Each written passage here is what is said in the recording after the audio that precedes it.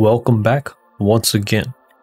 Now, this is a actually very short video, and it's just me swapping my 5950X with another 5950X.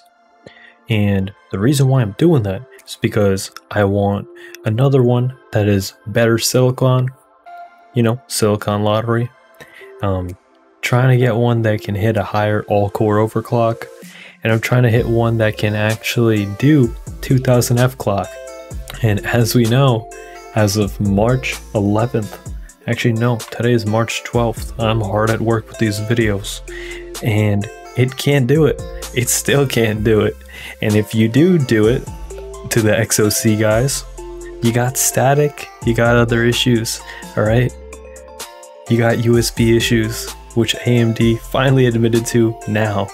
But if I uploaded this video 4 months ago and I said I have USB issues with my 5950X, Zen 3 sucks, yeah, I'd get a shit ton of flack. But I don't have to say nothing now because the proof's in the pudding and the truth's out there. Long story short, the CPU swap didn't do shit.